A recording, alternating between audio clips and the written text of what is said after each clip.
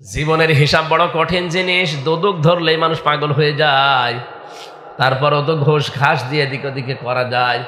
তা আল্লাহ পাক বলেন আমার পেশার ব্যবস্থায় প্রথমেই তোরে কিন্তু আমার সামনে আমি একা দাঁড় করাবো, কেউ থাকবে না। হ্যাঁ, যদি আমি তোরে মাফ করার ইচ্ছা করি, পুরা ময়দান থেকে তোরে আমি আলাদা করে নেব, কিয়ামতে একটা কুদরতের চাদর দিয়ে তোরে আমি ঘিরে ফেলবো। শুধু আমি তোর সামনে দাঁড়িয়ে বলবো, ওই হামজা এই কাজগুলো তুই করেছিলি। বাধ্য হয়ে তুমি তো বলতেই পারবে যে আল্লাহ আমার তো কিছুই করার নেই, সবই তো তুমি জানো, হ্যাঁ আমি করেছিলাম। মাথা নিচু করে চোখের পানি যখন ফেলবে, আল্লাহ পাক বলেন ওর চেহারা কাকতি মিনতের দিকে তাকিয়ে আমি কুদরতের জোয়ারে জোশ পয়দা হবে। ওরে বলবো ঠিক আছে যা, গোপনে তোরে মাফ করে দিলাম, কাউকে বলবি না, জান্নাতে চলে যা। এটা হচ্ছে হিসাব ইয়াসির।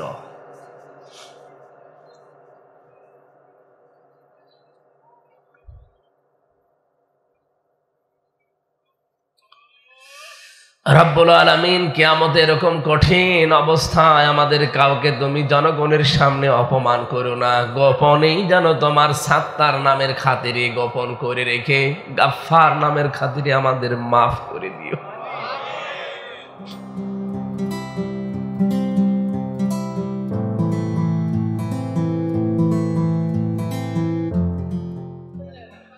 আলহামদুলিল্লাহ, মুন্সিগঞ্জ জেলা গজারিয়া থানার অন্তর্গত বাউশিয়া সরকার ফাউন্ডেশনের উদ্যোগে তাফসীরুল কোরআন মাহফিলের স্বনামধন্য সভাপতি, অত্র এলাকার সর্বজন শ্রদ্ধাভাজন ব্যক্তিত্ব জনাব মাওলানা আব্দুর রউফ মমতাজি দামাত বারকাতুহুমুল আলিয়া, মাহফিলের প্রধান অতিথি প্রতিষ্ঠাতা চেয়ারম্যান সরকার ফাউন্ডেশন, তিনি প্রবাসী, অত্র এলাকার কৃতি সন্তান জনাব মোহাম্মদ মুখতার হোসেন সরকার দামাত বারকাতুহুমুল আলিয়া, বলেন আমিন। পৃষ্ঠপোষকতায় আছেন মোহাম্মদ আলী সরকার, সম্মানিত পরিচালক এইচ.এম. আব্দুল্লাহ ফয়সাল, মুফাসসিরে কোরআন, ইসলামিক চিন্তাবিদ। এতক্ষণ আলোচনা রেখেছেন মাওলানা হোসাইন মাহফুজ চুয়াডাঙ্গা, হাফেজ মাওলানা সাইফুল ইসলাম, আমন্ত্রিত ওলামা হযরত, অনেকগুলো আলিমের নাম দিয়েছে, বিশেষ করে মাওলানা জাকারিয়া, মুফতি ফয়েজ আহমেদ, মাওলানা সাইদুল্লাহ, মাওলানা মুফতি ইয়াসিন, মাওলানা মুফতি মকবুল হোসেন, হাফেজ মাওলানা জনাব মাওলানা মুফতি সাইফ আহমেদ, ওয়া রাফা'না লাকা যিকরাক। আলেমদের সম্মান মর্যাদা কামনা করছি আল্লাহ যেন আরো বাড়িয়ে দেয়। মঞ্চে বসা সম্মানিত ব্যক্তিবর্গ, সামনে বসা মুসলমান ভাইরা, পর্দার আড়ালে সম্মানিতা মা এবং বোনেরা, মেয়েদের কি প্যান্ডেল আছে? প্রাণপ্রিয় মুন্সিগঞ্জবাসী, মুন্সিগঞ্জ শ্রীনগর, এটা এই জেলায় না? লৌহজং, হ্যাঁ।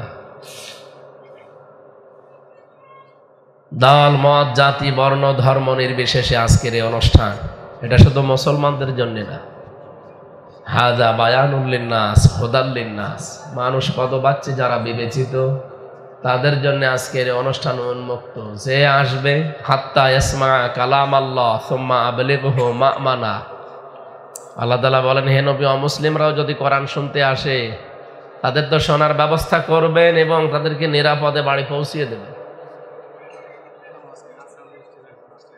এখানেও যারা আছে তাদের জন্য কোরআনের নির্দেশ, আপনারা আসবেন, শুনবেন। আমাদের ধর্মে কোনো জোর জবরদস্তি নেই, বাড়াবাড়ি নেই, লা ইকরাহা ফিদ্দীন। সেদিন যশোরে কলেজের এক অধ্যাপককে বলেছিলাম, স্যার আপনি অন্য ধর্মের মানুষ, আপনাকে আমি জোর করব না, আপনি শুধু আমার ধর্মীয় গ্রন্থ কোরআনে কারিম 3 মাস পড়বেন, বুঝে পড়বেন। উনি এমনিতেই বিসিএস ক্যাডার, তো সব দিকে তার জ্ঞান ছিল। সর্বশেষ 3 মাসে পরে দেখি উনি নিজেই মুসলমান হয়ে গেছে। যেন অন্য ধর্মের যারা এসেছেন আপনাদেরকে ওয়েলকাম জানাচ্ছি। আপনারা আমাদের ধর্মীয় গ্রন্থ পড়ে, অন্যান্য ধর্মে যারা আছে তারা তো সাধারণ মানুষরা ধর্মগ্রন্থগুলো পড়তে পারে না, তাদের ধর্মীয় গুরু যারা, ঠাকুর যারা, পুরোহিত যারা, এরা ছাড়া বাইরের মানুষ এটা পড়া নিষেধ। আমাদের কোরআন এরকম না, এটা মানব জাতি হিসাবে সবার জন্য উন্মুক্ত। যে এর কাছে আসবে, ইন্না হাযাল কুরআনা ইয়াহদি লিল্লাতী হিয়া আকওয়াম, অবশ্যই এই কোরআন হেদায়েতের পথ এবং সুদৃঢ় হেদায়েত, যেটা এই পথ আপনাকে নির্দেশনা দেবে, সেই ক্ষমতা কোরআনের এখনো আছে না নেই? রাব্বুল আলামিন বলেন, আলহামদুলিল্লাহিল্লাযী আনজালা আলা আবদিহিল কিতাবা ওয়া লাম ইয়াজআল লাহু ইওয়াজা। সব প্রশংসা ওই আল্লাহর জন্য, যিনি তার বান্দার প্রতি কোরআনে কারীম দিয়েছেন। এমন কোরআন দিলেন, এমন কিতাব দিয়েছেন যার ভেতরে কোনো গোপন কথা নেই, বাঁকা কথা নেই। মুন্সিগঞ্জ সহ বাংলাদেশের বহু জেলাতে আমরা দেখি অনেকে মারেফতের কথা বলেন। মারেফত মানে তারা বলতে চায় যে গোপন বিষয়, অথচ মারেফাত শব্দটা এসেছে উরফুন থেকে। এখানে যারা আরবি গ্রামার জানে জিজ্ঞাসা করেন, উরফুন থেকে এসেছে, আরাফা ইয়ারিফু, পরিচিত হওয়া। হযরতে আদম এবং হাওয়া যেই ময়দানে পরিচিত হয়েছিলেন, একে অন্যের সাথে পরিচয় হয়েছিল, ওই জায়গার নাম আরাফাতের ময়দান, পরিচিত হওয়ার স্থান। আপনি মারেফতের কথা বলে মানুষকে যে বলেন গোপন বিষয়, আপনি কি জানেন মারেফত কি? আপনারা যা আরম্ভ করেছেন এটা মারেফত না, এটা মায়ের পথ। মানুষ মারার পথ বানিয়েছে, শিরিক আর বেদাত দিয়ে মানুষকে মেরে ফেলতে চায় ওরা। এই জন্য কোরআনে কোনো গোপন কথা নেই। কোরআনের কাছে যারা আসে ওরা আর গোপন থাকতেও চায় না, ওরা ওপেন হতে চায়। আপনারা এদিকে আসেন তো?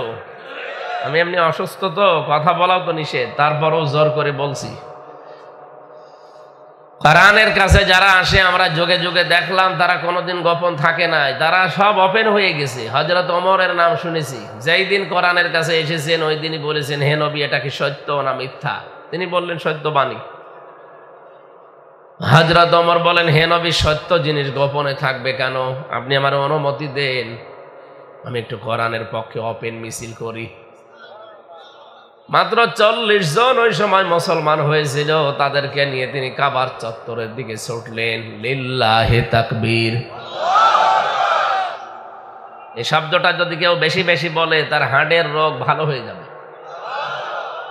বিজ্ঞান এখন প্রমাণ করছে যে যতগুলো শব্দের দ্বারা এই হার্টের ভেতরে কম্পন সৃষ্টি হয়, তার ভেতরে এই আল্লাহু আকবার একটা, এটা হার্ট অ্যাটাকের ঝুঁকি আপনাকে আল্লাহ কমিয়ে দেবে, এই তার বড়ত্বের এই ঘোষণা দিলে।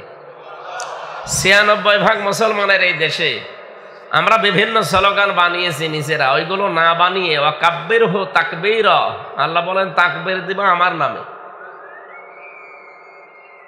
রাব্বাকা ফাকাব্বির, রবের বড়ত্বের ঘোষণা দাও। তাহলে আমাদের 96% এই মুসলমানের দেশে এখন থেকে স্লোগান আমার মনে হয় জাতীয়ভাবে নারায়ে তাকবীর, আল্লাহু আকবার হওয়া দাও। এটার সাথে কি দ্বিমত আছে আমাদের? অন্য কোনোটা দিয়ে তো উপকার হচ্ছে না। আপনি জয় বাংলা বলেন আর জয় যায় যায় বলেন, কিছুই হচ্ছে না। আর ওটা এখন কেউ দিতেও চায় না ভয়ে। সুতরাং এখন যেহেতু সময় এসেছে, আমরা 96% মুসলমানের এই দেশে আমরা আওয়াজ তুলছি, জাতীয় স্লোগান হিসাবে আমরা নারায়ে তাকবীর, এটা আমরা চাই না। হযরত ওমর যখন মিছিল নিয়ে যাচ্ছিলেন, কাফের মুশরিকরা চিন্তা করে, কে গো এই ময়দানে মিছিল করে আল্লাহু আকবারের আওয়াজ দেয়। দরজা দিয়ে জালানা দিয়ে মুখ বের করে দেখে মিছিলের সামনে হযরত ওমর। তাড়াতাড়ি জালানা দরজা বন্ধ করে বলছে, দরকার নেই, ওর সামনে গেলে মাথা থাকবে না। আমার তো মনে হয় 64 জেলা আর 630টা থানা আছে এই দেশে। প্রতিটি থানায় যদি একজন করে ওমরের মতো মানুষ তৈরি হয়ে যায়, এই দেশে আর কেউ কোরআন নিয়ে উল্টা পাল্টা করার চিন্তাও করবে না। কোরআনের কাছে আসলে আর সে গোপন থাকতে চায় না। আর আমরা অনেকে এখনো বলছো, হুজুর আমি গোপনে আসি। গোপনে আসি মানে আর কতদিন থাকবেন গোপনে? ওপেন হওয়ার সময় হয়নি, এখনো হয়ে গেছে। এখন আমরা ওপেন সব। সুতরাং কোরআনে কারিমের কাছে যারা আজকে এসেছেন, আজকে আপনাদের থানার ওসি সাহেব এসেছে, ফরিদউদ্দিন, এই মুন্সিগঞ্জ জেলার একজন আলেম আমার সাথে ছিল জেলখানায় 3টা বছর, মুফতি নূর হোসাইন নুরানি হাফিজাহুল্লাহ। এই জায়গায় বাড়ি না, সদর থানায় বাড়ি। আল্লাহ তারা গোলামকেও যেন হায়াতে তাজ্জেবা সিহাতে কুল্লিয়া দান করেন। আমরা যারা সত্যি মানুষ হিসাবে আসলাম কোরআন শুনতে, এখান থেকে আজকে কিছু নিয়ে যাওয়া লাগবে। বিশ্বনবীকে আল্লাহ 53 বছর বয়সে জুলুম, অত্যাচার, নির্যাতনের যখন সর্বশেষ সীমা পার হয়ে গেছে, তার মাথার উপরের ছায়াগুলো আল্লাহ যখন একটা একটা করে সব নিয়ে গেলেন, বিশেষ করে খাদিজাতুল কুবরা রাদিয়াল্লাহু তাআলা আনহা এবং আবু তালিব 53 বছর বয়সে তাকে আল্লাহ নিয়ে গিয়েছিলেন। বিশ্বনবী মুহাম্মদুর রাসূলুল্লাহকে আল্লাহ নিলেন এই কারণে যে সামনে আপনাকে একটা কল্যাণময় রাষ্ট্র উপহার দেব আমি। রাষ্ট্রকে কল্যাণময় করতে হলে কি কি করা লাগবে ওই বিষয়গুলো আমি আপনাকে জানাতে চাই। যেহেতু আমি নিজে শেখাবো এগুলো, এজন্য বারবার জিবরাইলের মতো দুনিয়ায় যাওয়া তো আমার সম্ভব না। আপনাকে আমি নিজে আপনার কাছে, আমার কাছে নিয়ে আসি। নবীজিকে আল্লাহ এই মাস যেটা চলছে রজব মাস, এই মাসের 27 তারিখে, আজকে তো 23 না 24 যেন, মাত্র আর কয়েকদিন আছে, 27 তারিখে তাকে নিয়ে গেলেন এই ধুলির ধরা থেকে একেবারে আরশ মহল্লায়। 27 বছর তাকে তার গবেষণাগারে ল্যাবরেটরিতে বসিয়ে 14টা জিনিস শিখিয়েছিলেন। এই 14টা জিনিস যদি আপনার উম্মতের ভেতরে একটা দেশে আপনি কায়েম করতে পারেন, ওই দেশটা কল্যাণময় রাষ্ট্র হয়ে যাবে। আমাদের দেশটাও যেহেতু এখন নতুন করে স্বাধীন হয়েছে, এই দেশটাকে যদি সত্যিই বিশ্বের বুকে কল্যাণময় রাষ্ট্র হিসাবে আমরা দেখাতে চাই, রজব মাসে আমাদের মূল শিক্ষা লওয়া লাগবে এই 14টা। কি কথা বলেন নাকি? আপনি যে দল করেন, যে ধর্মে আছেন, কোনো অসুবিধা নেই। 14টা যদি থাকে, যেহেতু আপনাকেও আল্লাহ বানিয়েছে, আমাকেও আল্লাহ বানিয়েছে, মাস্ট বি এই দেশটা কল্যাণময় রাষ্ট্র হয়ে যাবে। আমরা সেই জন্যে সূরা বানী ইসরাইল থেকে তেলাওয়াত করেছি, তেলাওয়াত করছি এবার সূরা বানী ইসরাইলের 23 নম্বর আয়াত থেকে 38 নম্বর আয়াত পর্যন্ত 14টা বিষয় আল্লাহ এখানে জানিয়েছেন আমাদেরকে নবীজির মাধ্যমে। আপনি চিন্তা করতে পারেন, মাত্র 14টা জিনিস শেখানোর জন্য সময় নিয়েছে আল্লাহ নিজে। কত বছর? 27 বছর একাধারে এক জায়গায় বসিয়ে তাকে শিখিয়েছে। সরাসরি গবেষণা চলছে, নিজে আল্লাহ গাইডলাইন দিচ্ছে। আমরা একটা বিষয়ের উপরে এমফিল করি, পিএইচডি করি, সর্বোচ্চ 2 বছর আর 5 বছর 7 বছর লাগে, ওই বিষয়ে অভিজ্ঞ হয়ে যায় মানুষ। আর নবীকে আল্লাহ নিজে বসিয়েছেন একটা গবেষণাগারে 27 বছর। অনেক গুরুত্বপূর্ণ বিষয় এখানে আল্লাহ দিয়েছে, যেগুলো দিয়েছেন আমরা দেখব আমাদের দেশে এগুলো আছে কিনা। যদি না থাকে, রাষ্ট্রের যারা দায়িত্বে আছেন, ডক্টর মোহাম্মদ ইউনূস সহ প্রত্যেকের দায়িত্ব হবে দল, মত, জাতি, বর্ণ, ধর্ম নির্বিশেষে এই 14টা এই রাষ্ট্রে কায়েম করা। তাহলে এইটা পৃথিবীর 257টা দেশের ভেতরে মডেল দেশ হবে ইনশাআল্লাহ। এ গ্যারান্টি দিচ্ছেন কে? এবার আমরা প্রবেশ করছি।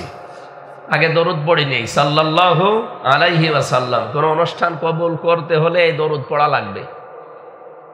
যে কোনো অনুষ্ঠান শুরু করার আগে দরুদ পড়বেন, অনুষ্ঠান শেষ হওয়ার পরেও দরুদ পড়া লাগবে। কেউ যদি দরুদ শরীফ না পড়ে, তাহলে ওইটা ঝুলে থাকে, আকাশে যায় না।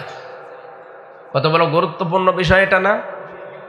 এবার আমার প্রশ্ন, দরুদের ভেতরে কি আছে যে পড়লে এটা আরশে চলে যায়? এর ভেতরে যে কথাগুলো আপনি বলেন, ওইগুলো আপনার প্র্যাকটিক্যাল লাইফে কিন্তু থাকা লাগবে। খালি মুখ দিয়ে বলবেন, কিন্তু আপনার জীবনে ওইটা নেই। ও কিয়ামত পর্যন্ত দরুদ পড়িয়েই যাবে, ও আকাশে যাবে না। তাহলে আমরা যে দরুদ পড়লাম, একবার পড়ি নাই? প্রথমে কি পড়েছিলেন? আপনি তো আরবিতে পড়েন, অনেকে জানেন না। আমি বাংলাটা বলছি, দেখেন তো আপনার জীবনে আছে কিনা, আর আপনার দরুদ কত দূর গেল, এই 6 তলা পার হয়েছে কিনা। রাব্বুল আলামিনের কাছে আমরা জানিয়েছি, আল্লাহুম্মা, হে আল্লাহ, সাল্লি আলা, তুমি রহমত নাজিল করো, আলা মুহাম্মদ, মুহাম্মদের উপরে। আল্লাহ যেন সহসায় আমাদেরকে জিজ্ঞাসা করছে, হে মুন্সিগঞ্জের মানুষেরা, মুহাম্মাদের উপরে যে রহমত নাজিল করব কে এই লোকটা? আমরা একজন দুইজন না, সবাই মিলে জবাব দিয়েছি সাজ্জিদিনা, মুহাম্মদ আমাদের নেতা। কি এটা কেউ অস্বীকার করতে পারবেন? এটা আরবিতে আপনি বলেছিলেন। কেন দুনিয়ায় কত শব্দ আছে, ওই সমস্ত শব্দ না বলে সাজ্জিদিনা, সাজ্জিদ তো বলতে পারতেন যে আমার নেতা, সাজ্জিদিনা বলেছেন যে আমাদের নেতা। কেউ আমরা বাকি নেই, এখানে যারা আছি সবাই মিলে বললাম। এ কথাটা কেন বলা হয়? কারণ নেতৃত্বের বিষয়টা শুধু দুনিয়া না, এটা মরণের পরও লাগবে। সূরা হুদ 12 নাম্বার পারা 12 নাম্বার পৃষ্ঠার প্রথম নাম্বার লাইনের 98 নাম্বার আয়াতটা বাড়িছে, একটু মিলাবেন তাফসীরের সাথে। যে কোনো তাফসীর দেখবেন, ইয়াকুদুমু কওমাহু ইয়াউমাল কিয়ামাতি ফাআওরাদাহুমুন নার ওয়া বিইসাল বিরদুল মাওরুদ। আমি প্রায় 42টার উপরে তাফসীর মিলিয়েছি আয়াতের সাথে। সব মুফাসসির সামারাইজ বক্তব্য একই দিয়েছেন। এর বাংলা অর্থ দাঁড়ায় এইটা, যে দলের নেতা জাহান্নামে যাবে ওই দলের কর্মীও তার সাথে জাহান্নামে যাবে। এটা যদি কেউ রাজনীতি মনে করেন, হ্যাঁ এইটাই রাজনীতি। আপনি যাচ্ছেন জাহান্নামে, আমি দেখতে পাচ্ছি, আর আমি বলতেও পারবো না আপনি কি হয়েছেন কি।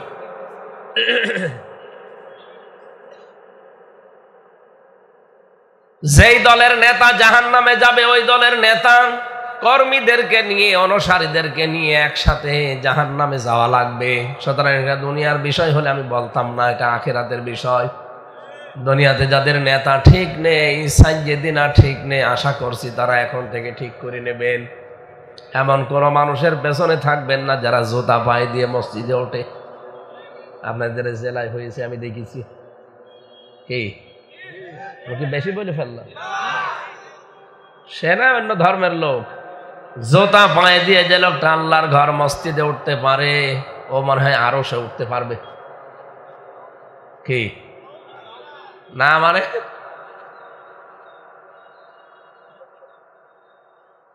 সুতরাং আশা করছি আপনি এখন থেকে সাজ্জিদিনা ঠিক করবেন। কিয়ামতের ময়দানে আল্লাহ যখন বিচার ব্যবস্থা তৈরি করবেন, 3টা ধাপ বানাবেন। প্রথম ধাপে আল্লাহ আপনাকে ডাকবে বিচার করার জন্য একা একা। কয়জন করি? অকুল্লুহুম আতিহি ইয়াউমাল কিয়ামাতি ফারদা। সূরা মারিয়াম 16 নাম্বার পারা 10 নাম্বার পৃষ্ঠার 15 নম্বর লাইনের শেষ নাম্বার রুকুর 95 নাম্বার আয়াতে আছে। তাফসিরে ফি জিলাল কোরআন সাইয়্যিদ কুতুব রাহমাতুল্লাহ আলাইহি লিখেছেন, কিয়ামতে আল্লাহ বিচারে কোনো মানুষকে দলবদ্ধভাবে ডাকবে না, প্রত্যেকেই প্রথমেই ডাকবে একা একা। গজারিয়াবাসী নিজের দিকে দেখান, এবার নিজের পেছনের দিকে তাকিয়ে বলেন তো, আপনি যে জীবন তৈরি করেছেন, কিয়ামতে আল্লাহ যদি একা একা ডাকে, আপনি দাঁড়ানোর মতো যোগ্যতা এখনো হয়েছে? না, হয়নি। আমি একা একা থাকলে মাঝে মাঝে চিন্তা করি, আল্লাহ যদি বলে হামজা 2024 সালের 31শে ডিসেম্বর পর্যন্ত তোরে মাফ করে দিলাম, যা, কোনো হিসাব দেওয়া লাগবে না, শুধু 2025 সালের 1 থেকে এই 23 তারিখ, এই 23 দিনের হিসাব দিয়ে তুই জান্নাতে চলে যা। আমার তো মনে হয় 23 দিনের হিসাব দাও আমার দ্বারা সম্ভব না। আপনারা পারবেন না? আপনারা পারবেন। এটা তো সহজ বিষয় না। হিসাব শুনতে যত সহজ মনে হচ্ছে, বিষয়টা অত সহজ না। যাদের ভেতরে এই টেন্ডেন্সি তৈরি হয়েছিল, ওদের জীবনটাই পুরো পাল্টিয়ে গেছে, যে হিসাব দেওয়া লাগবে আমার। এই বাংলাদেশ 54 বছর হয়ে গেল, শুধু হিসাব দেওয়া লাগবে এই টেন্ডেন্সি আমাদের ভেতরে নেই। এই জন্য ধনী আরো ধনী হয়, গরিব আরো গরিব হয়। এটা যদি হিসাব থাকতো, আজকে আমি একটা প্রতিবেদন দেখলাম, কুষ্টিয়ার আমাদের সাবেক এমপি মাহবুবুল আলম হানিফ, নাম শোনেননি? 15 বছর আগেও লোকটা নিজে চাউল বিক্রি করে খেয়েছে, অথচ এখন বাংলাদেশে যদি 5 জন ধনী থাকে তার ভেতরে সে একজন। শুধু দেশে না, কানাডায় যা বানিয়েছে ও জানি আর আল্লাহ জানে। প্রতিবেদনটা প্রায় 21 মিনিট আমি দেখেছি, কি বানিয়েছে আল্লাহ, কিন্তু ভোগ তো করতে পারলেন না। এখন সব জনগণের আন্ডারে চলে গেছে, নিজে এখন চলে গিয়েছেন সেটা কোথায়? সে কানাডা। ওখানেও তো থাকতে পারেন না। সাহেব পাড়া, বেগম পাড়া যারা বানিয়েছে আমি নিজে যে দেখে এসেছি, ঘরে থাকে না, তালাবদ্ধ। মালয়েশিয়া বানিয়েছে সব সাহেব পাড়া, আর কানাডায় সব বেগম পাড়া। যে হোটেলে উঠি দেখি নিচে 2 শয়তান চা খাচ্ছে। কি গো এখানে? বলছে হুজুর আমরা আগেই পালিয়েছি। কেন সাহেব পাড়ায় থাকবেন না? ওরা ওখানে থেকে মার খাবো। বাংলার জনগণ এখানেও আছে। যদি সাহেব পাড়ায় উঠি, আমারে যদি দেখে পিটিয়ে ভক্তা বানিয়ে ফেলবে। কি করলেন হারাম ইনকাম করে? যদি বৈধ পথে থাকতেন আজ কুষ্টিয়ার বাড়িতেও থাকতে পারতেন। অথচ আপনি তাকান, কুষ্টিয়ার বাড়িটা এখন গণ টয়লেট হয়ে গেছে। একবারে দেখি মানুষ 4-5 জন করে যায়, কেউ এদিকে কেউ এদিকে কেউ এদিকে, মনে হচ্ছে যে মনে জামাতবদ্ধ টয়লেট চলছে। রাব্বুল আলামিন বলেন এটা করলাম কেন জানো? এটা সূরা নমলের ভেতরে পাবেন। এখন যদি বলেন হানিফের নাম কোথায় আছে? হানিফের নাম নেই, কিন্তু দাদাদের নাম আছে। সূরা নমল 19 নাম্বার পারা 20 নাম্বার পৃষ্ঠার 7 নাম্বার লাইনের 52 নাম্বার আয়াতে আছে। আপনি শুধু বাড়িতে মিলিয়ে দেখবেন। ফাতিলকা বুয়ুতুহুম খাবিয়াতাম বিমা যালামু ইন্না ফি যালিকা লাআয়াতাল লিকাউমিন ইয়ালামুন। রাব্বুল আলামিন বলেন ফাতিলকা, এখানে আরবি গ্রামার জানি অনেক আলেমের নাম দেখলাম। আল্লাহ জানিয়েছেন, মনে হচ্ছে এই আঙ্গুল দিয়ে আমাদের দেখাচ্ছেন, এই সেই ঘরগুলো। ফাতিলকা বুয়ুতুহুম, বাইতুন না, বুয়ুত বহু বছর, হোম মানে তাদের, খাবিয়াতান আমি জনশূন্য করে দিয়েছি, পরিত্যক্ত বানিয়ে দিয়েছি, বিমা যালামু এদের জুলুমের কারণে। আল্লাহ বলেন এই সেই ঘরগুলো, এগুলো জালেমদের জুলুমের কারণে ঘর পর্যন্ত আজ পরিত্যক্ত হয়ে গেছে। আজটা যে কত বাস্তব। 2024 আগস্টের 5 তারিখের বিকাল বেলা আমি দেখতে পেয়েছি হানিফের বাড়ি পোড়াটা মানুষ একেবারে তছনছ করে পায়খানার প্যান পর্যন্ত খুলে নিয়ে চলে গেছে। কারণ জুলুম যেখানে হয় ওই জায়গাটা পর্যন্ত অভিশপ্ত হয়ে যায়। আল্লাহ পাক বলেন শুধু এই বাড়িটা না, ফাকতি আযাবিরুল কওমিল্লাযিনা যালামু, সূরা আনামের 45 নম্বর আয়াতের প্রথম অংশে আছে যে জালেমদের শিকড় কেটে ফেলা হয়ে গেছে। কেটেছে কে? কেউ জানে না। মতিয়া মজুল না, এর ফাইল জানা আছে? জানা নেই। সারা বাংলাদেশের 64 জেলার 630টা থানা, প্রায় কম বেশি আমার সব জায়গায় যাওয়া আছে। যেখানে যায় দেখি জালেমদের বাড়ি ঘর একেবারে মিশে গেছে। কিন্তু মিশিয়েছে কে মাটির সাথে? এটা ভেঙে ফেললো কে? না আল্লাহ না। পতিয়ার ফাইল জানা নেই, কে ভেঙেছে কেউ জানে না। আপনি হানিফের বাড়ির মামলা দেবেন, কারে দেবেন, কে ভেঙেছে আপনি কেউ জানে না। এ পর্যন্ত জালেমদের বিষয় ছিল। এবার আমাদেরটা, এর পরের অংশে আল্লাহ আমাদের জন্য শিক্ষা দিয়েছেন, ইন্না ফি যালিকা লাআয়াতাল লিকাউমিন ইয়ালামুন। অবশ্যই এর ভেতরে শিক্ষা আছে। যারা জ্ঞানী সম্প্রদায় তাদের জন্য লামের তাকিদ দিয়েছেন আল্লাহ। কি শিক্ষা? জালেমদের এত বড় শিকড় যদি আমি আল্লাহ কেটে ফেলতে পারি, তাও ফাইলই নেই, কর্তাই নেই। আগামীতে যারা চেয়ারে বসবে এরা যদি জুলুম করে, এদের বাড়ি ঘর শ্মশান হয়ে যাবে। কথা টের পাচ্ছেন কি বললাম? নাকি আন্দাজে ঠিক বলছে? ইউনিয়নের চৌকিদার থেকে শুরু করে সংসদ পর্যন্ত তাকান, সব জায়গায় জালেমদের লোক, তাও 4-5 স্তরে সেট করা ছিল। আমি তো রিমান্ডে 10 দিন দেখেছি যে ওদের কাজ কি, ওরা কত কঠিন সিদ্ধান্ত নিয়ে গিয়ে যাচ্ছিল। আল্লাহ বলেন আমি কেটে ফেলেছি। কেটেছে কে? কেউ জানে না দুনিয়ায়। জাগবো না। দিন যত যাবে জালেমদের পরিণতি তত খারাপ হবে। কারণ জালেমদের বিরুদ্ধে আমি আল্লাহ নিজে মামলা দায়ের করব।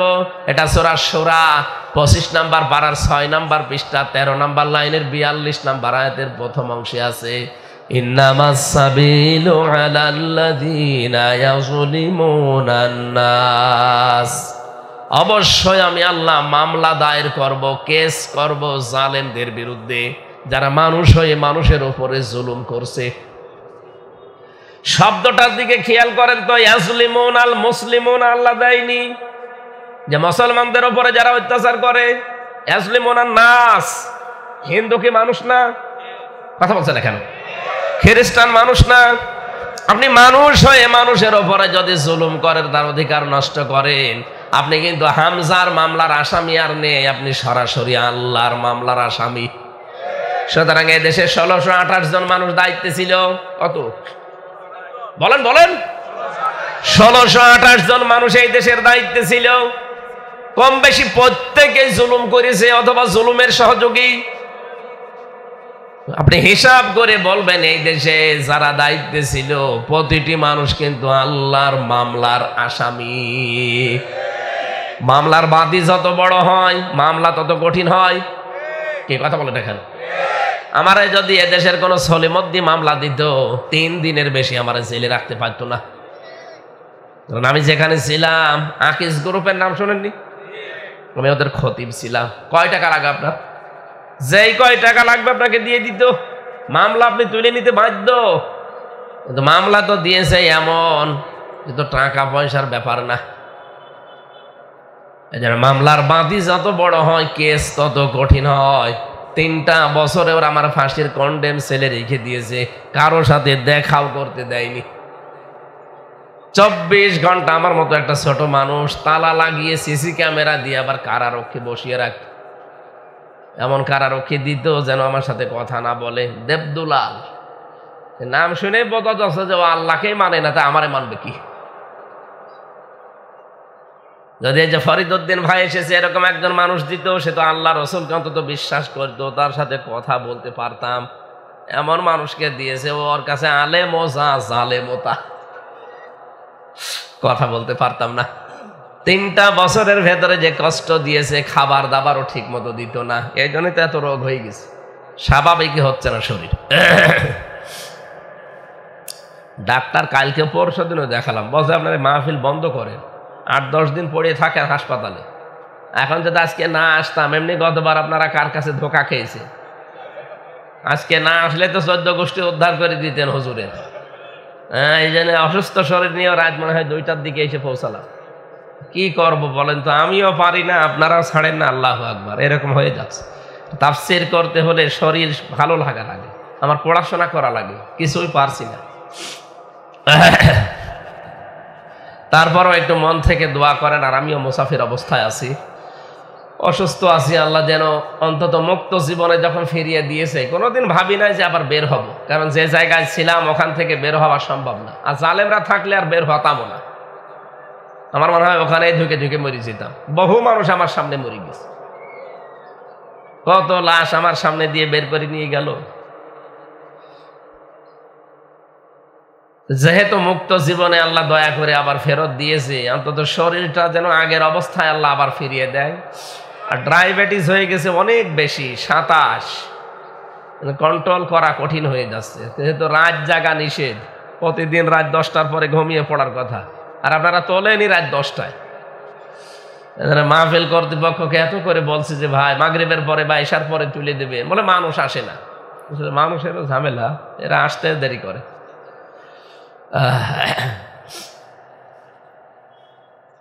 শরীরটা যেন সাপোর্ট দেয়, কথাগুলো যেন সহজ সরল ভাষায় আপনাদের সামনে বলতে পারি। বলেন আমিন।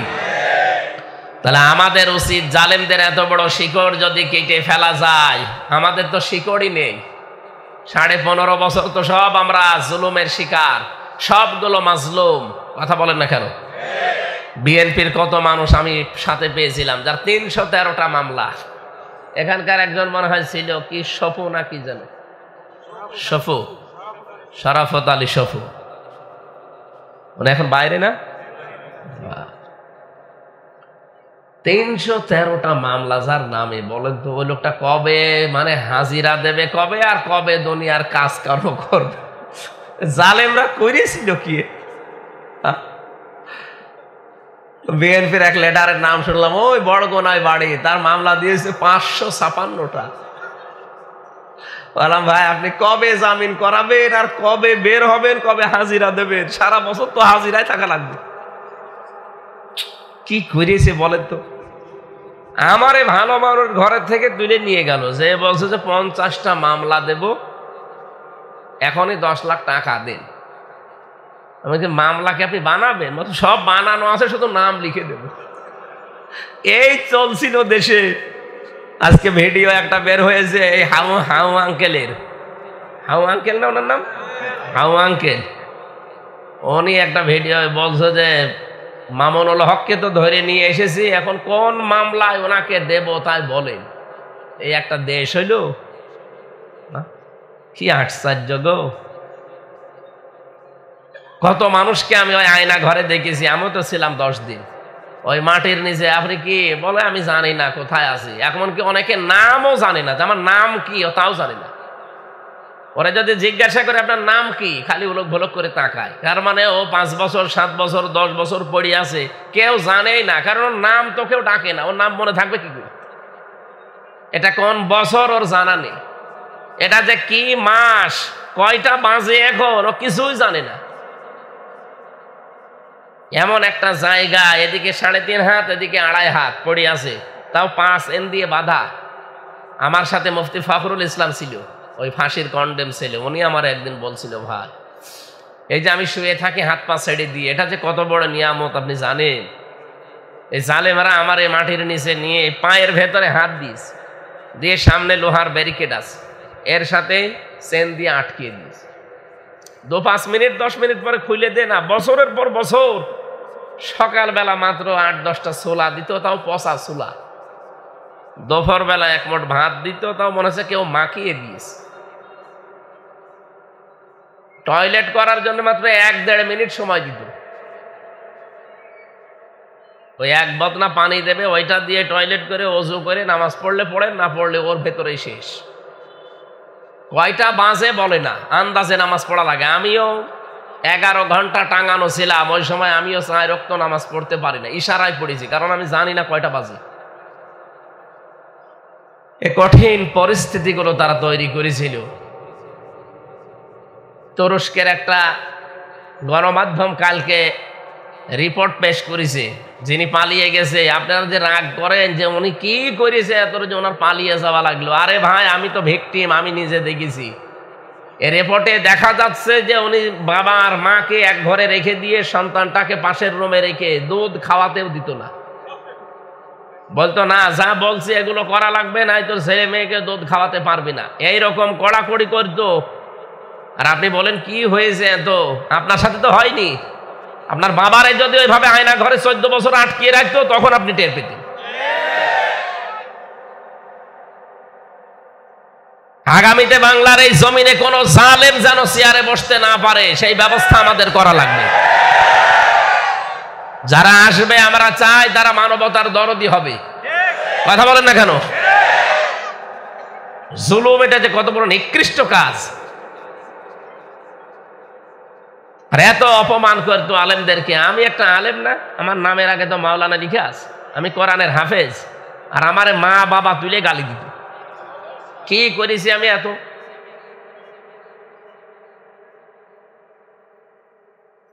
ওই শয়তানগুলো এখন মাঝে মাঝে মামলার আয়ু আমারে কল দেয়, ও হুজুর মাফ করে দিন। কিসের মাফ? আগে টাকা ফেরত দে। হ্যাঁ, আমার বাবার কাছ থেকে আর ওই আকিস গ্রুপের কাছ থেকে 32 লাখ টাকা নিয়েছে। আগে টাকাগুলো ফেরত দেন। 3টা বছর আমারে রাখলেন ফাঁসির কন্ডেম ছেলে, আমার কষ্টের কথা ভুলে গেলাম, মাফ করে দিলাম, কিন্তু টাকাগুলো ফেরত দেবেন তো। 50 লাখের উপরে খরচ প্রায়। দেন টাকাগুলো ফেরত দেন, তারপরে মাফ হবে। জালেমরা এখন গেড়াক বলে পড়িস তো, বলছে মাফ করে দিই না। এই 15.5 বছরে যার কাছে যা করেছেন তার কাছে আগে যে মাফ চাবেন, তার ক্ষতিপূরণ দেবেন, এরপরে আপনার মাফ হবে। তাছাড়া আপনার কোনো মাফ নেই। আপনি মনে করছেন আস্তাগফিরুল্লাহ পড়লেই মাফ হয়ে যাবে, অত সহজ। এজন্য কিয়ামতে আপনি একা একা উঠবেন, আপনি ভাবেন আপনার প্র্যাকটিক্যাল লাইফ যেভাবে তৈরি করেছেন জবাব দিতে পারবেন? আপনি কত কিছু আপনার জীবনে লুকিয়ে আছে, কেউ জানেও না হয়তো। এজন্য হিসাব, এই শব্দটা বড় মারাত্মক শব্দ। হযরত ওমর রাদিয়াল্লাহু তাআলা আনহু, এদিকে তাকান, তিনি বলেন আমার সন্তানটাকে আমি ভর্তি করেছিলাম মাদ্রাসায়। হযরত আলী ওই সময় দেশের প্রধান বিচারপতি, তিনিও দিলেন তার সন্তান হুসাইনকে মাদ্রাসায়। দুইজনকেই মাদ্রাসায় ভর্তি করা হয়েছে, পড়ছে। হযরত হুসাইন খালি কলম ফেলে দেয় আর বলে কলম তুলে দাও, কলম ফেলে দেয় তুলে দাও।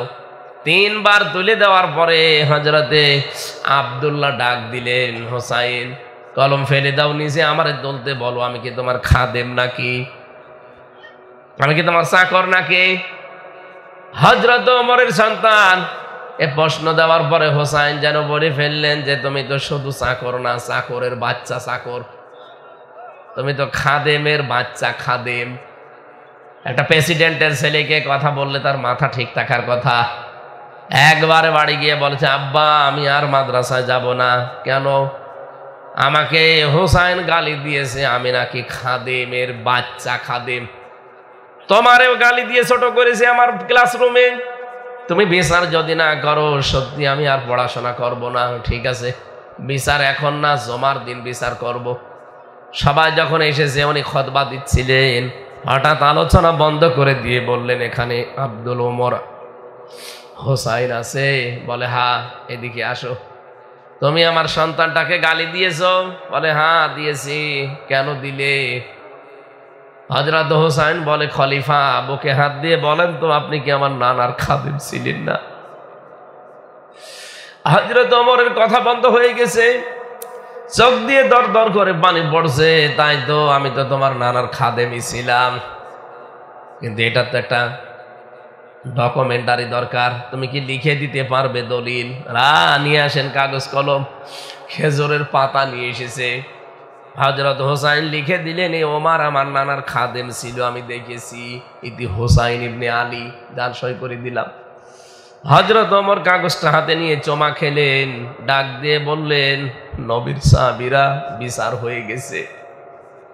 ছোট মানুষ আব্দুল্লাহ তো বোঝে না, বলে আব্বা তুমি তো বিচার শুরুই করলে না, কি করে হয়ে গেল? হুসাইনকে শাস্তি দিবা না? হযরত ওমর বলে, আব্দুল্লাহ যে বিচার করেছি দুনিয়া না আখিরাতেও কাজে লাগবে। আমি যখন মারা যাব এই কাগজটা আমার কাফনের ভেতরে দিয়ে দিও। আল্লাহ পাক যখন প্রথমে আমাকে একা তুলবে, কেউ তো আমার সাথে থাকবে না বিচার করার জন্য, যখন স্রেফ একা একা তুলবে, ওয়াকুল্লুহুম আতিহি ইয়াউমাল কিয়ামাতি ফারদা। কিয়ামতে যখন একা একা আল্লাহ আমাকে ডাকবে, জীবনে যদি কিছুই আল্লাহর ভালো না লাগে এই কাগজটা দেখাবো। কাগজটা দেখিয়ে বলবো, রব্বুল আলামিনের দিকে তাকাও, তোমার নবীর নাতি লিখে দিয়েছে আমি নবীর খাদেম ছিলাম, এই ওসিলা হলেও আজকে তুমি আমারে মাফ করে দাও। জীবনের হিসাব বড় কঠিন জিনিস, দোদক ধরলেই মানুষ পাগল হয়ে যায়। তারপরও তো ঘোষ ঘাস দিয়ে এদিক ওদিকে করা যায়। তা আল্লাহ পাক বলেন আমার পেশার ব্যবস্থায় প্রথমেই তোরে কিন্তু আমার সামনে আমি একা দাঁড় করাবো, কেউ থাকবে না। হ্যাঁ, যদি আমি তোরে মাফ করার ইচ্ছা করি, পুরা ময়দান থেকে তোরে আমি আলাদা করে নেব, কিয়ামতে একটা কুদরতের চাদর দিয়ে তোরে আমি ঘিরে ফেলবো। শুধু আমি তোর সামনে দাঁড়িয়ে বলবো, ওই হামজা এই কাজগুলো তুই করেছিলি। বাধ্য হয়ে তুমি তো বলতেই পারবে যে আল্লাহ আমার তো কিছুই করার নেই, সবই তো তুমি জানো, হ্যাঁ আমি করেছিলাম। মাথা নিচু করে চোখের পানি যখন ফেলবে, আল্লাহ পাক বলেন ওর চেহারা কাকতি মিনতের দিকে তাকিয়ে আমি কুদরতের জোয়ারে জোশ পয়দা হবে।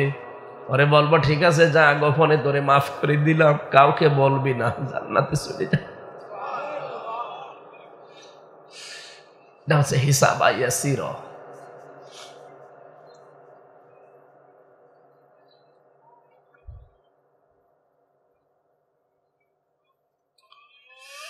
রব্বুল আলামিন কিয়ামতে এরকম কঠিন অবস্থায় আমাদের কাউকে তুমি জনগণের সামনে অপমান করো না, গোপনেই যেন তোমার সাত্তার নামের খাতিরে গোপন করে রেখে গাফফার নামের খাতিরে আমাদের মাফ করে দিও। কিয়ামতের দ্বিতীয় ব্যবস্থা, এবার আর একা ডাকবে না। সূরা বানী ইসরাঈল 15 নম্বর পারা 8 নম্বর পৃষ্ঠার 3 নম্বর লাইনের 71 নম্বর আয়াতের প্রথম অংশে পাবেন, ইয়াউমা নাদউ কুল্লা উনাসিম বিইমামিহিম। আল্লাহ পাক বলেন কিয়ামতে এবার আর তোরে একা না, এবার তোর নেতার সাথে ডাক দেব। কার সাথে? আমি এই জন্যই সাইয়্যিদিনা তুলেছিলাম, আপনাকে এবার আর একা ডাকবেন, আপনার নেতার সাথে ডাকবে। ও মুন্সিগঞ্জবাসী, নিজের বিবেক থেকে বলেন তো, আপনি যে নেতার পেছনে ঘোরেন, যে নেতার পেছনে থাকেন, ওরে যদি আল্লাহ সামনে ডাকে, আপনাকে পেছনে ডাকবে, কি মনে হয় আপনাকে আল্লাহ মাফ করবে বলে মনে হয়? আপনি এখনই বলছেন না, আপনি তো ধরা খেয়ে বসে আছেন। বিবেকটা কাজে লাগান, এমন মানুষের পেছনে থাকা লাগবে যে মানুষটাকে দেখলে আমার আল্লাহর কথা মনে হয়। এমন মানুষের পেছনে থাকা যাবে না যারে দেখলেই শয়তানের কথা মনে পড়ে। কথা বলেন ঠিক কিনা? আপনি শুধু এখানে বসে বসে সাইয়্যিদিনা পড়বেন আর মনে করবেন আসমানে চলে গেছে। না, সাইয়্যিদিনাকে ঠিক করেন। আমি জানি অনেকের এবার মন খারাপ হচ্ছে, সঠিক কথা আমি বলবো, এতে মন ভালো হোক আর খারাপ হোক, আমি চাই আপনি ফিরে আসেন। এতটুকু আপনি শেষ করে দেননি, পরের শব্দ কি বলেন? মাওলানা। মাওলানা মানে আমির হামজা কি? মাওলানা মানে অভিভাবক, পথ প্রদর্শক, গাইডলাইন দাতা। এই পৃথিবীতে আমাদেরকে গাইডলাইন দিয়েছেন, পথ দেখিয়েছেন মুহাম্মাদুর, জবান খুলে বলেন মুহাম্মাদুর রাসূলুল্লাহ। সুতরাং তার দেখানো পথ বাদ দিয়ে পৃথিবীর কারো পথে যাওয়া যাবে না। আজ কত নতুন নতুন পথ এই দেশে বের হয়েছে, আল্লাহর নবীর পথ নেই, নতুন নতুন পথ আজকে আপনি বের করেছেন। বলেন তো, যারা জিকির করেন ইবাদতের জন্য করেন না লোক দেখানোর জন্য? কথা বলা লাগবে। জিকির একটা ইবাদত, কেউ যদি ইবাদত মনে করে এটা করতে চায়, মাস্ট বি তাকে অবশ্যই অবশ্যই অবশ্যই রাসূলুল্লাহ যেভাবে শিখিয়েছেন ওইভাবে করা লাগবে। সূরা ফুরকান এটা 68 নাম্বার আয়াত, 19 নাম্বার পারা 4 নাম্বার পৃষ্ঠার 12 নাম্বার লাইন 13 নাম্বার লাইনে আছে, ওয়াল্লাযীনা লা ইয়াদউনা মা'আল্লাহি ইলাহান আখার, যারা আল্লাহর সাথে অন্য কাউকে ডাকে না। এই পৃথিবীতে 3টা পাপের শাস্তি ডবল করে দেবে আল্লাহ। আপনি গোনাহ একটা করবেন, একটা শাস্তি পাবেন, কিন্তু 3টা অপরাধ এমন আছে, এই 3টা অপরাধের শাস্তি একটা না ডবল করে দেবে। তার ভেতরে প্রথম এইটা, যারা আল্লাহর সাথে অন্য কাউকে ডাকে, যেটা এই চট্টগ্রাম বিভাগের জেলাগুলোতে বেশি হয়। আপনি কিছুক্ষণ আল্লাহর নামে জিকির করলেন, সুবহানাল্লাহ, আলহামদুলিল্লাহ, লা ইলাহা ইল্লাল্লাহ, আল্লাহু আকবার, এর পরে পরে আপনি জিকির তৈরি করে নিলেন, ইয়া আলী বাবা, শাহ আলী বাবা, কেল্লা বাবা, ফতে বাবা। এগুলো নেই দেশে? এই পাশের জেলা কুমিল্লা, ব্রাহ্মণবাড়িয়া, এগুলো আরো বেশি। এই যে তাহেরি সাহেব নতুন নতুন জিকির বানিয়েছেন আপনি। কত আলেম নাম দেখলাম, 7-8 জন আলেমের। বলেন তো, ইয়া আলী বাবা, শাহ আলী বাবা কোন জিকির আছে? কোথায় পেয়েছেন আপনি? আল্লাহর সাথে অন্য কাউকে জুড়ে দেওয়াও যাবে না। আল্লাহর নামের সাথে অন্য কাউকে যারা যোগ করে ডাকেন, এরপরে আয়াতে আছে ইউদাফ লাহুল আযাব, তার শাস্তি হবে কয়টা? 2টা। বলেন বলেন। সুতরাং উনি যদি বুঝে করুক আর না বুঝে করুক, জাহান্নামে যায় যাক, আমরা আর কোনোদিন আল্লাহর সাথে অন্য কারো নাম ডাকবো? এটা রেকর্ড হচ্ছে, এই জন্য আরো বেশি করে বলছি, আল্লাহর সাথে কারো নাম আমরা ডবল করে আর ডাকবো না। ডাকলে আমার শাস্তি কয়টা? আরো জোরে বলেন। এটা মানবেন তো ইনশাআল্লাহ? হ্যাঁ, মানবেন না? ও জাহান্নামে যায় যাক, ও কেল্লা বাবা, ফতে বাবা, শাহ আলী বাবা নিয়ে যাক, কিন্তু আমি ওর সাথে নেই, কারণ আমাকে নিষেধ করেছে কে? আল্লাযীনা লা ইয়াদউনা মা'আল্লাহি ইলাহান আখার। কত মানুষকে দেখি রাসূলুল্লাহর নামে জিকির করে, এটাও হারাম। রাসূলুল্লাহর নামে দরুদ পড়বেন আর জিকির করবেন শুধুমাত্র একমাত্র কেবলমাত্র কার নামে? আল্লাহ বাদে কারো নামে জিকির করা জায়েজ নেই। জেলখানায় একজনকে পেয়েছিলাম, ওই যে সোহেল চৌধুরী হত্যা মামলার আসামি মামুন। সোহেল চৌধুরী নায়ক ছিল না? ওকে যে মেরে ফেলেছিল সে 25 বছর জেল খাটতেছে। দেখতাম রাত 2:30টা 3টায় আমি আর মামুনুল হক উঠতাম তাহাজ্জুদের জন্য, আর ওই লোকটা উঠতো জিকির করার জন্য। শরীর তো সেরকম 25 বছর বসে বসে খেয়ে একেবারে হাতির মতো হয়েছে। ওইটাই জিকির আরম্ভ করতো, ইয়া রাসূলুল্লাহ ইয়া রাসূলুল্লাহ। কি গো, ঘর কেঁপে ওঠে।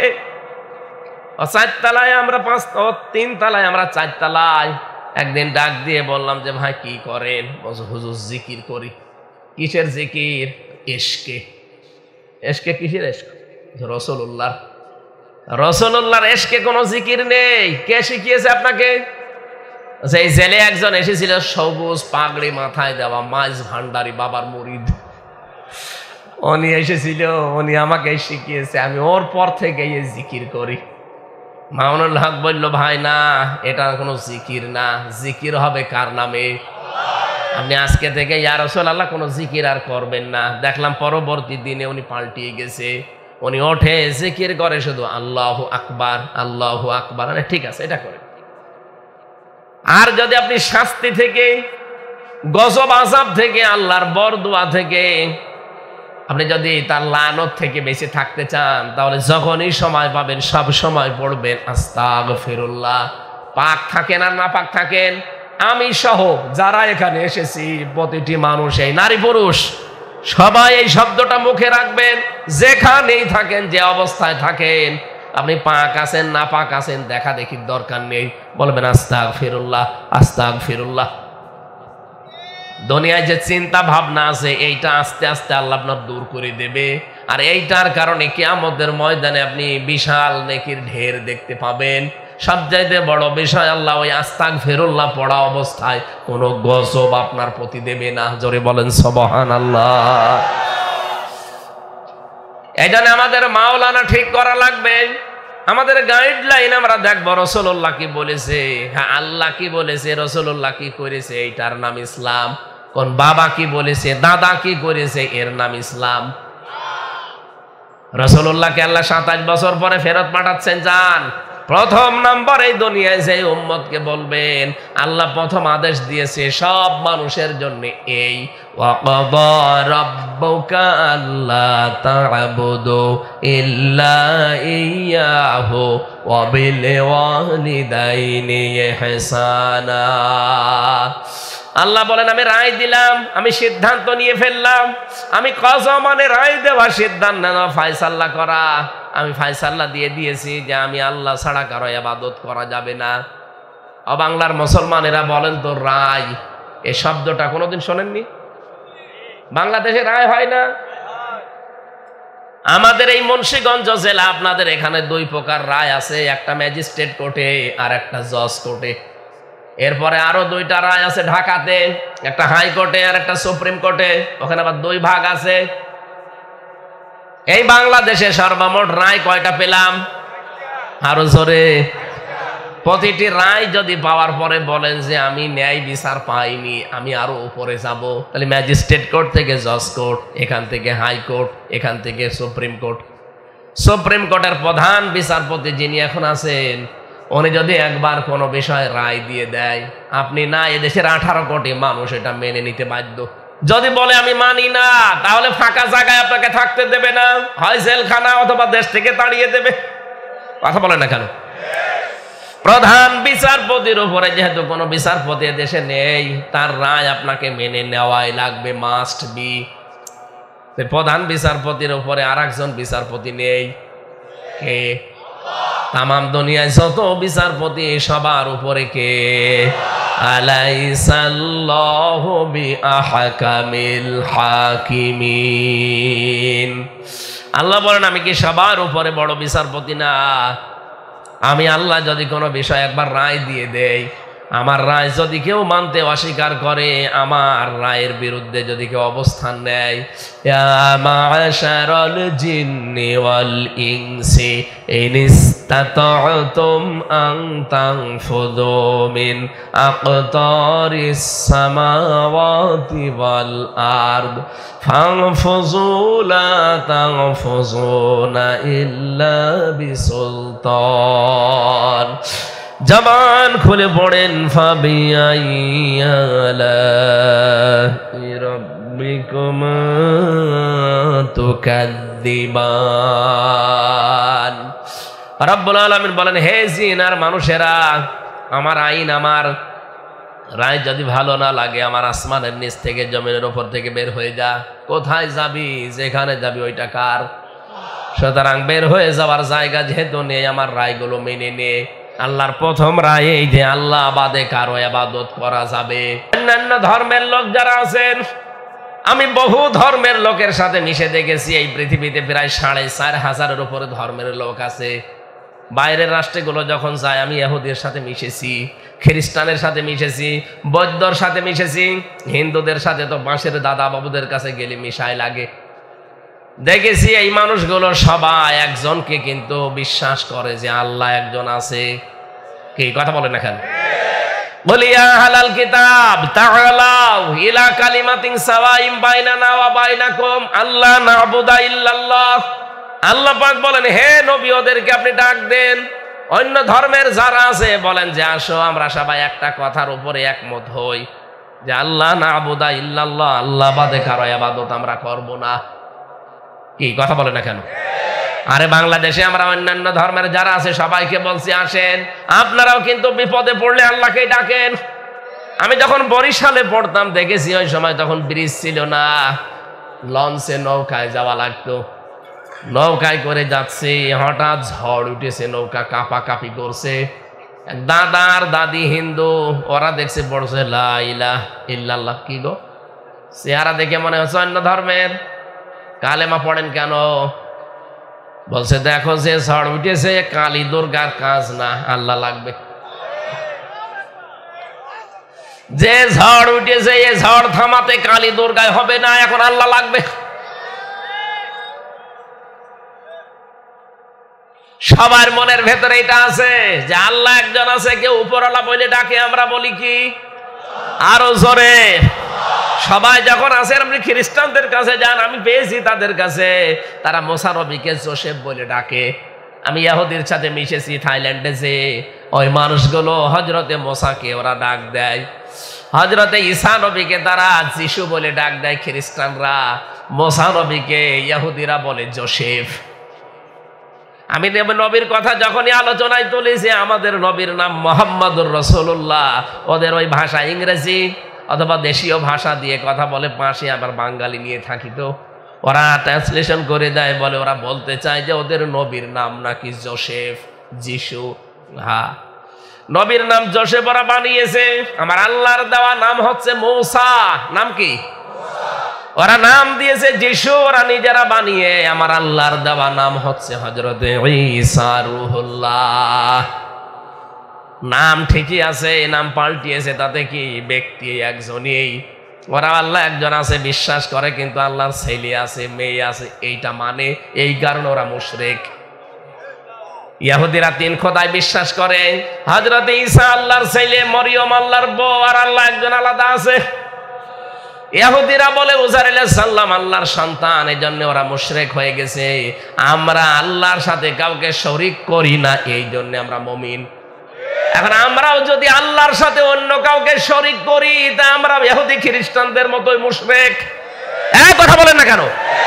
এই জন্য আল্লাহ তা'বুদু ইল্লা ইয়া, আল্লাহ বলেন আমি ছাড়া কারো ইবাদত করা যাবে। বলেন তো, দুর্গা পূজা করা যা, মাছ পূজা করা যা, এই গাছ পূজা করা যা, মানুষের আইন তৈরি করা, এই দুনিয়ায় প্রতিষ্ঠা করা একই। কারণ আল্লাহ বাদে কারো আইন মানা জায়েজ। এই যে এখানে যে শব্দটা পেলেন, আল্লাহ বাদে কারো ইবাদত করা, তার আইন মানা জায়েজ নেই। কিন্তু ওয়াবিল ওয়ালিদাইনি ইহসানা, মা বাবা যাদের আছে তাদের সাথে ভালো ব্যবহার করা লাগবে। আমি এবার আলেমদেরকে বলছি, আল্লাহর আইন মানা কি? জবান খোলেন না কেন? মা বাবার আইন মানা না, না, মাঝখানে ওয়া নেই। আল্লাহর আইন মানা ফরজ, মা বাবার আইন মানা ফরজ না, মা বাবার সেবা করা ফরজ। তাহলে আয়াত থেকে প্রমাণ হয় আইন শুধুমাত্র মানা লাগবে কার? আল্লাহ লাহুল খালকু ওয়াল আমর, বানিয়েছেন যিনি, হুকুমও চলবে তার। ইনিল হুকমু ইল্লা লিল্লাহ, আইন দেওয়ার মালিক কে? এজন্য আল্লাহর আইনের বাইরে যারা অন্য কারো আইনে দেশে প্রতিষ্ঠা করতে চান, আপনি বিশ্বাস করতে পারেন আপনি ইহুদি খ্রিস্টানদের মতোই মুশরিক। নিয়ে আসবেন, কোন হুজুর নিয়ে আসবেন, নিয়ে আসেন দেন। আল্লাহর আইনের বাইরে যারা মানুষের তৈরি করা আইনে দেশে কায়েম করতে চাচ্ছেন, সে যে নামেই হোক, আপনি কিন্তু মুশরিক হয়ে গেছেন। কি আল্লাহ জানে যে ইবাদত করা লাগবে নির্ভেজাল ভাবে, এর ভেতরে কোনো ভেজাল থাকলে চলবে না। ওমা উমিরু ইল্লা লিয়াবুদুল্লাহা মুখলিসিনা লাহুদ্দিন। আমাকে আদেশই করা হয়েছে আমি যেন একনিষ্ঠভাবে নির্ভেজালভাবে ইখলাসের সাথে দিন মানি। কার দিন? আবিল ওয়ালিদাইনি ইহসানা। এবার ভালো করে খেয়াল করবেন, আমি আল্লাহ তোদেরকে আদেশ দিলাম এই পৃথিবীতে আমার পরে যেহেতু তোকে এই দুনিয়ায় আনতে সবচাইতে বেশি কষ্ট করেছে তোর মা আর বাবা।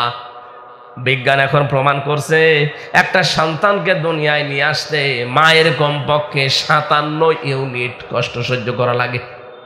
কত? এখানে যত শক্তিশালী মানুষ আমরা আছি, সর্বোচ্চ 45 ইউনিট কষ্ট দিলে আপনি মরে যাবেন, আর বাঁচবেন না। কিন্তু একটা মা দুনিয়াতে আমার মুখ দেখতে গিয়ে 57 ইউনিট পর্যন্ত কষ্ট সহ্য অলরেডি করেছে। এই জন্য আল্লাহ বলেন আমার পরে আমি দুনিয়ার কারো নাম দেইনি, সেবা করার জন্যে, খেদমত করার জন্যে তোর মায়ের নাম বাবার নাম দিয়ে দিলাম। ইম্মা ইয়াবলুগান্না ইনদাকাল কিবারা আহাদুহুমা আও কিলাহুমা ফালা তাকুল লাহুমা উফিন।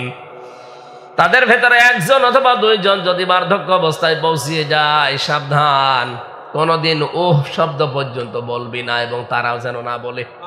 তাফসীরের ভেতরে উফিন শব্দের ব্যাখ্যা পেয়েছি আমি, হাতের ভেতরে আঙ্গুলে এভাবে চাপ দেন, একটা মট করে আওয়াজ হয়েছে, এই যে একটু ব্যথা পেলাম, এইটার নাম উফিন।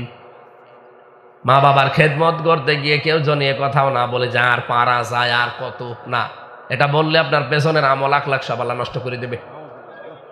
কত মানুষ সহ্যের বাইরে চলে যায়, তখন বলেই ফেলে যে এ ছাতা আর কতদিন টানবো, কথা বলে না কেন? শেষে বলে যে আলাদা করে দিলাম, অথবা বাড়ি থেকে তাড়িয়ে দেয়, অথবা অনেক দেশে দেখতে পাচ্ছি বৃদ্ধাশ্রমে রেখে আসে। কয়েকদিন আগে আমি গিয়েছিলাম নীলফামারী জেলার কিশোরগঞ্জ থানায়, একটা বৃদ্ধাশ্রম নিয়ে গেল আমারে দেখতে। এই গোলে 25 জন, এই গোলে 25 জন মা আর বাবা বসে আছে। চোখের দিকে তাকিয়ে আমি দেখতে পেয়েছি প্রত্যেকের চোখের কোনায় পানি ছলছল করছে। মুরব্বী মানুষ সবগুলো যেন তাদের ছেলে আর মেয়ের নামে বরদোয়া দিচ্ছে। আরে ভাই, তাদের তো আমার মতো ছেলে আছে। আমি দুইজনের সাথে কথাও বললাম যে কি করেন, কি ছেলে মেয়ে কয়টা? একজন বলছে আমার ছেলে ডিসি, আর একজন বলছে আমার ছেলে আমেরিকায় থাকে। ওই দুইজনই দোষ দিল তার বৌমার উপরে, বলছে আমার বৌমার কারণে আমার ছেলে আমাকে আজ রেখে গেছে এখানে, মাসে মাসে এমনি টাকা পাঠিয়ে দেয়। অথচ আমারও তো শখ হয় নাতি আর নাতনি নিয়ে একটু সময় কাটায়, বৌমা নিয়ে ছেলে নিয়ে একটু সময় কাটায়। আজকে এই 4 দেওয়ালের মাঝে এখান থেকে বেরও হতে দেয় না, এই জায়গায় পড়ে আছি আজ কয়েক বছর, টেনশনেই তো মরে যাব। বাবা তুমি তো ওয়াজ করো, বাইরে যদি কথা বলো তো আমাদের কথা একটু বলবা। বলেন তো কত আকাঙ্ক্ষা, কত আফসোস নিয়ে কথাগুলো বলছিল। আজ হাজারো বর কারণে সন্তান বাধ্য হয়ে বাবা মাকে আলাদা করে দেয়। এরকম মানুষ এখানে নেই? সম্মানিত মা বোন যারা পর্দার আলে বসে আছেন, মনে করছেন নামাজ পড়া, রোজা রাখা আর কালো বোরকা পরায় জান্নাত পেয়ে যাবেন। কে বলেছে আপনাকে? স্বামী যেটা পছন্দ করে ওটা যদি জায়েজ হয়, জীবন থাকতে আপনাকে মানা লাগবে। কে কথা বলছে না কেন? আমি নিজে একজন স্বামী, আল্লাহর কসম, এই যে মসজিদ সামনে, কোরআন আমার সামনে, আমি মন থেকে বলছি প্রতিটি স্বামী আমরা চাই বিয়ের পরে খেয়ে থাকি না খেয়ে থাকি আমার মা বাবা আমার সাথে থাকবে। এটা চাই না আমরা? 100টার 98টা মহিলা এটা চাই না? আপনি যান পরীক্ষা নিয়ে, ওই যে মহিলারা বসে আছে, দাঁড়িয়ে আছে, জিজ্ঞাসা করেন যে ওরা নামাজ পড়ে, রোজা রাখে, কিসের নামাজ পড়েন আপনি? তার মানে এই এলাকায় ঝামেলা আছে না। সম্মানিত মা বোনেরা, যতই কালো বোরকা 14 হাত পরে জীবনেও জান্নাত যেতে পারবেন না। শ্বশুর শাশুড়িকে নিজের মা বাবার মতো মনে করা লাগবে। শ্বশুর শাশুড়ি এবার আবার হাওয়ায় ফুলতেছে, আমাদের কাজ হচ্ছে। আরে ভাই, ওটা লোকের মেয়ে, পরের একটা মেয়ে আপনার বাড়িতে এসেছে, ওই টাকা আবার নিজের মেয়ের মতো মনে করা লাগবে। অনেক শ্বশুর শাশুড়ি এটা করে না, খালি ভুল ধরে, একটু কিছু হলেই ভুল ধরে, ছেলের কানে কানে তুলে দেয়, শেষে দুইজনের ভেতরে ঠোকাঠুকি বাঁধে। একটা সংসার যদি কোনো মেয়ের কারণে, মহিলার কারণে, মা বাপের কারণে ভেঙে যায়, আল্লাহর আরশ পর্যন্ত কেঁপে যায় ওই মা বাবার উপরে। শ্বশুর শাশুড়ি যারা আছেন মনে করছেন আমি এত বড় হাজি। কিসের হাজি আপনি? একটা মানুষকে কষ্ট দেওয়া আল্লাহর আরশ পর্যন্ত ধ্বংস করার স্বামী। মা বাবার কথা যে আয়াতের প্রথম অংশে আছে, আল্লাহ পাক বলেন কথা বলতে হলো নরম ভাষায়, আস্তে আস্তে কথাগুলো বলবা, এতটুকু আল্লাহ শেষ করেননি। রব্বুল আলামিন বলেন আখফিদ লাহুমা জানাহাদ-দুল্লি মিনার রাহমাহ। এখানে যারা আলেম আছে এবার একটা প্রশ্ন করছি। আখফিদ, খফজুন মানে ডাউন করা, এরপরে ফল করে দেওয়া। আল্লাহ বলেন তুই ডাউন করবি, এরপরে ফল করে দিবি। জানাহন মানে ডানা, জানাহন মানে জিল্লুন মানে এখানে নম্রতা অথবা ছায়া, রহমত মানে দয়া। তোর দয়ার ডানার ছায়া তুই এভাবে ডাউন করবে, এরপরে ফল করে দিবি। আমার প্রশ্ন আমার এই ভাইয়ের কাছে, মানুষের ডানা আছে? কি ডানা আছে মানুষের? কার? পাখি। তা আল্লাহকে আয়াতটা ভুল করে ফেলেছেন।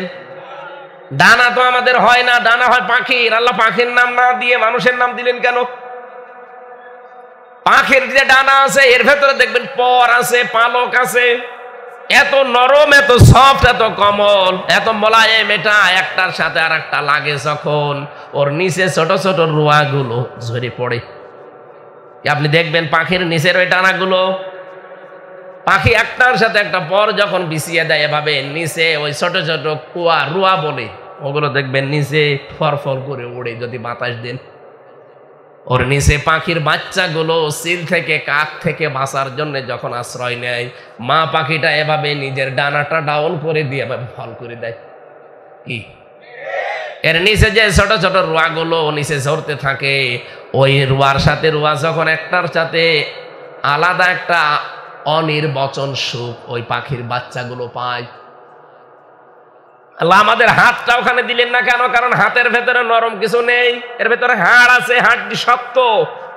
প্লেনেরও ডানা আছে, আল্লাহ প্লেনের নাম দেননি। হেলিকপ্টারের ডানা আছে, হেলিকপ্টারের ডানাও দেয়নি, পাখির ডানা দিলেন। এই জন্যে দিয়েছেন। রব্বুল আলামিন বলেন এত নরম, এত সফট, এত কমল, মোলায়েম। পাখির বাচ্চাগুলো যেমন ওর ভেতরে থেকে একটা আওয়াজ পায়, কিচির মিচির আওয়াজ দেয়, এটাকে বাংলায় অনির্বচন সুখ বলে। হে হামজা, দুনিয়ার সন্তান যারা আছো, মা বাবা যাদের বেঁচে আছে, ওরা যেন অন্তত মনে করে যে আমার হামজা বেঁচে থাকতে আমাদের আর কোনো চিন্তা নেই। এটা কি আমাদের মা বাবা মনে করতে পারছে? পারছে না। আল্লাহ এটা বুঝিয়েছিলেন সে আরো সে নিয়ে নিজে 14টার ভেতরে। এইটাই জানে বাংলার মানুষ, আমরা যদি সত্যি দেশকে কল্যাণময় রাষ্ট্র বানাতে চাই, মা বাবা যাদের আছে তাদের খেদমত করে তাদের ব্যবহারে খুশি রাখা লাগবে। ওয়াকুর রব্বির হামহুমা কামা রব্বায়ানি সাগীরা।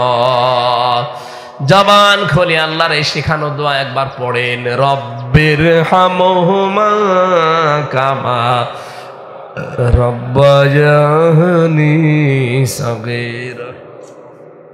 দাম্পত্য জীবনের কিছু কলহ আছে, আমাদের সবারই আছে। আমি জেলখানায় এই 3টা বছরে এইটা আজ করতে পেরেছি। দাম্পত্য জীবনে মানুষের যে কলহ, মারামারি, গন্ডগোল, মনোমালিন্য, এটা কেন হয় আর কেন মিটাতে হয় কোন কোন পদ্ধতিতে, এটা আমি লিখেছিলাম জেলখানায় বসে হালকা, পরে এসে বই করেছি। এই গাড়ির নিচে, এই বিল্ডিং এর সামনে গাড়ি আছে, যাওয়ার সময় মেয়ের জন্য, বোর জন্য নিয়ে যাবেন, পুরাটা পড়াবেন। 120 পৃষ্ঠা লিখেছি। আমার মনে হয় পরিবারে আপনার অন্তত শান্তি ফিরে আসবে। যদি পারেন ওখান থেকে নিয়ে যান, আর আমার শরীরের দিকে তাকে আমি আজকে মাপ চেয়ে নিচ্ছি, আজকে আর পারছি না। 14টা বলতে গেলে এখনো 2 ঘন্টা লাগবে। আগামীতে আবার আসলে রাতের বেলা আসবেন, আসবো ইনশাল্লাহ, কথা বলবো। আল্লাহুম্মা আমিন। লা ইলাহা ইল্লা আনতা সুবহানাকা ইন্নী কুনতু মিনাজ জালিমিন। আয় আল্লাহ তাআলা, দিনের বেলায় হাজারো কাজ এদের ছিল, সব বাদ দিয়ে দেখো চাতক পাখির মতো এরা বসে আছে, দাঁড়িয়ে আছে কোরআনে কারীম শোনার জন্য। যেভাবে আমরা আরম্ভ করেছিলাম, এখনো 2-3 ঘন্টা এরা বসে থাকতো কোরআন শোনার জন্য। যারা এত পাগল, এই মানুষগুলোকে তুমি কোরআনের হেদায়েত দিয়ে দাও। সরকার ফাউন্ডেশনকে কিয়ামত পর্যন্ত তুমি এখানে কবুল করে নাও। যারা দায়িত্বে আছে আল্লাহ তাকাও। আজকের মাহফিলের সভাপতি, প্রধান অতিথি, পৃষ্ঠপোষকতায় যিনি আছেন, যার মাধ্যমে এসেছি, আব্দুল্লাহ ফয়সাল, আল্লাহ তোমার আলেম বান্দা সহ কত আলেম ওলামা এখানে বসে আছে, আলেমদেরকে আলেম হিসাবে মঞ্জুর করে নাও। সম্মানিত মা বোনেরা পর্দার আড়ালে বসে আছে, এদেরকে খাদিজার মতো, আয়েশার মতো বানিয়ে দাও। আমরা কম বেশি সবাই অসুস্থ আছি, শেফায়ে কামেলা জেলা নসিব করে দাও। মোহাম্মদ মুক্তার হোসেন সরকার, মাওলানা আব্দুর রউফ মমতাজি, মোহাম্মদ আলী সরকার, আল্লাহ যাদের নাম বলেছি এদের অনেকের মা বাবা কবরে আছে, কবরগুলো জান্নাতুল ফেরদাউস বানিয়ে দাও। এলাকায় মাটির নিচে যত মানুষ ঘুমিয়ে আছে, আল্লাহ কবরগুলোকে তুমি জান্নাত বানাও। আমাদের অনেকের অভাব আছে, কম বেশি অভাবগুলো দূর করে দাও। আমাদের স্বভাব তুমি মুহাম্মদ রাসূলুল্লাহর মতো তৈরি করে দাও। আল্লাহ তাআলা, নিজেও আমি অসুস্থ হয়ে গেছি, 3টা বছর খেয়ে না খেয়ে এবার আমারে আটক করে রেখেছিল। আমাকে তুমি মেহেরবানি করে সফলতা দাও, সুস্থতা দাও, আগের অবস্থায় আমার শরীরটা ফিরিয়ে দাও। মুক্ত জীবনে যখন ফিরিয়েই দিয়েছো আল্লাহ, কোরআনের কথাগুলো হক কথা সহজ সরল ভাষায় বলতে পারি, সেই তৌফিক আমাকে ভিক্ষা দাও। মাওলানা হোসাইন মাহফুজ, সাইফুল ইসলাম ভাই সহ নাম না জানা যত আলিম এখানে বসে আছে, আমার ওয়াহিদ ভাই এসেছে, আল্লাহ হাফেজ আবু বকর সিদ্দিক তানভীর সহ যত মানুষ আমরা আসলাম, কোরআনের ইজ্জতে আমাদেরকেও মাফ করে দাও। এই অনুষ্ঠানটা কোরআনের প্রচারের জন্য আগামীতে আরো বিশাল আকারে মঞ্জুর করো। আমি আবার বলছি, রব্বুল আলামিন তুমি আমার শরীরটাকে ভিক্ষা দাও। প্রশাসনের যে ভাইগুলো এসেছে আল্লাহ, তাদের দায়িত্বটাও তুমি ইবাদত হিসাবে কবুল করো। বাংলার 56,000 বর্গ মাইল তুমি কোরআনের হাতে তুলে দাও। আলহামদুলিল্লাহি রাব্বিল আলামিন, লা ইলাহা ইল্লাল্লাহু মুহাম্মাদুর রাসূলুল্লাহ।